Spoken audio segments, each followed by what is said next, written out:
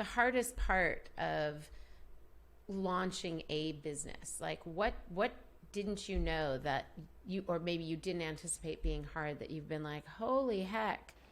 Oh gosh. Well, I can remember one example actually that kept us up at night. And I sleep pretty well, and it was a very stressful situation. And I think that the hardest part too is, for me, I'm back in my accounting business. I had clients. I was able to work just on my own. I didn't really have to manage, and I could just get the work done. But when you're starting a clothing label, you're working with a lot of different partners, and so some of that is out of your control. Sure.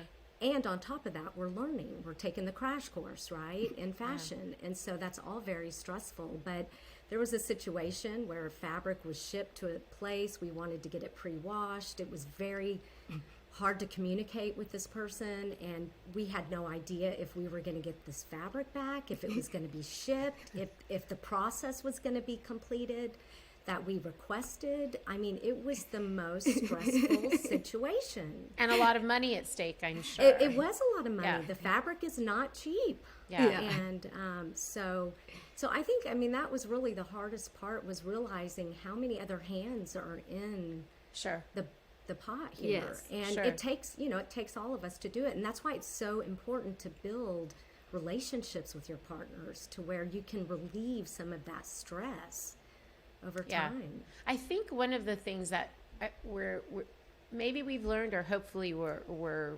learning, if we haven't caught on yet, is that it's really relationships all the way around. It's relationships on the back end. It's relationships with people who work with and for you. It's relationships with the customers. Like, so often we think it's just customer facing, but it's really all those relationships that are not just like lovely to have, but they become imperative in terms of really building the business, because we really can't, even this is a village, not just, raising kids, but even this, running a business is truly a village.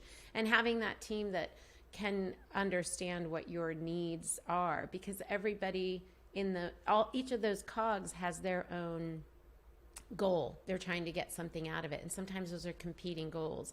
So that does take a minute when you're working with so many disparate parts to try and figure out, how do we get on the same page?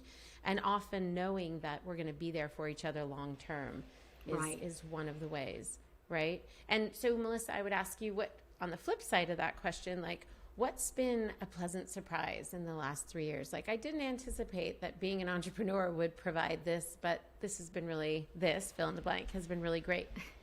I think, just really knowing we could jump into something and learn as we go. And I will say, to not be afraid, don't be afraid of what you don't know, right? And so we were able to just jump in and really enjoy the entire process of being in a completely new industry, and the collaboration that went along with that was the community, and the outpouring of support was something we just were overwhelmed with. We really just did not expect that.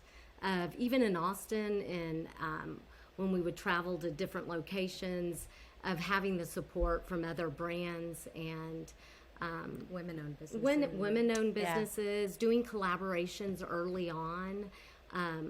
It was just really nice to see that, because we were kind of naive jumping into it. And I think a lot of people that are born into the fashion industry, they can think, oh, be careful. There's a competitive aspect, and some people don't want to share their sources. And we just didn't feel that. We didn't feel that way at all. And it was a complete surprise but that's how we are. We're just very open people. And we like to share. We like to share, and people will come to us and say, we would love to talk to you. We're ready to start our business. Are you open to talking to us? And we invite them to our studio, and we spend time with them and our resources. It's okay to share. Why would we not share what we've learned?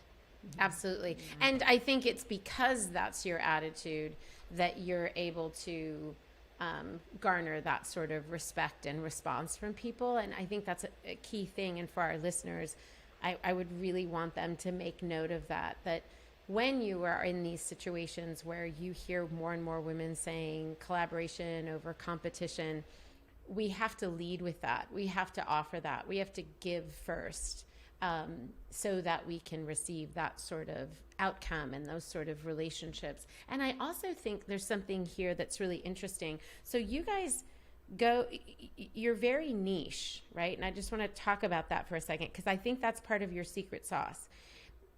Focusing not just on petites, but even the color palette, the fabrics you use, the silhouettes.